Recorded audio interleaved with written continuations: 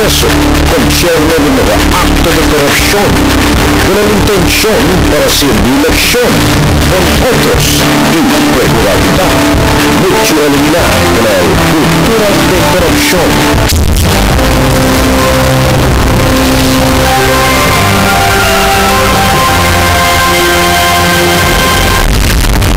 Paglato ng mga reporters na Corruption Watch.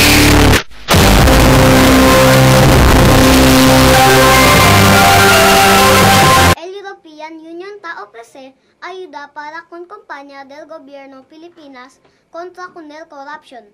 Si Ambassador Alistair MacDonald del European Commission ya habla que el corruption amo el razón del poor governance ya falta transparency na gobierno. Si MacDonald ya habla que el corruption es un problema en todo el mundo, igual también con el abuso ng mga derecho de carne humano o el human rights.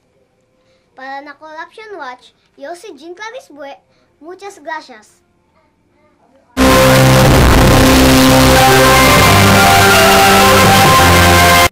El Deputy Ombudsman para na Visayas, si Pelayo Apostol, ya habla que el de su oficina ya hace más fuerte el campaña contra corruption para a lo menos saca ole el confianza del mga gente.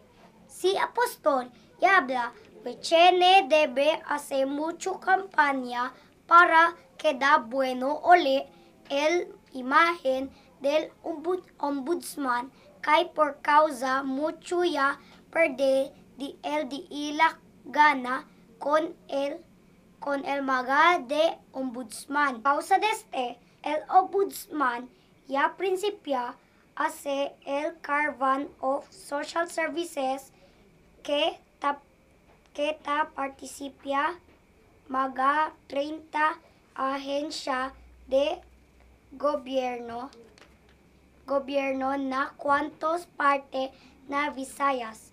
Además, el ombudsman ya habla que él pueda sila atende ya resolve más caso contra con el mga rubada na gobierno.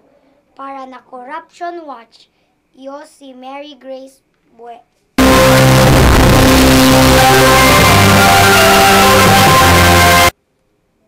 El Department of Finance no ilang pa tardaya tiene acuerdo con el mga grupo de negosyante y civil society para ayudar denuncia y pelea con el mga acto de corrupción. Este compañía te incluye el pelea contra mga oficiales del gobierno, que ladrón, mga smugglers y aquellos que hindi tapaga tupaw mga impuesto. El grupo de mga negosyante ya forma el DILA Anti-Corruption Group que tiene 6 mga grande grupo de negosyante y mga civil organización.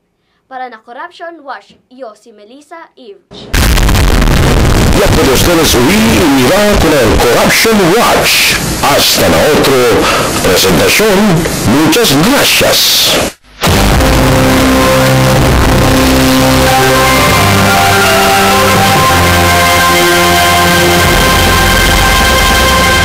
Y no olvida, el riqueza aquí en el mundo pasada lang. Prepara el de ustedes riqueza na cielo y gente aquí en la tierra.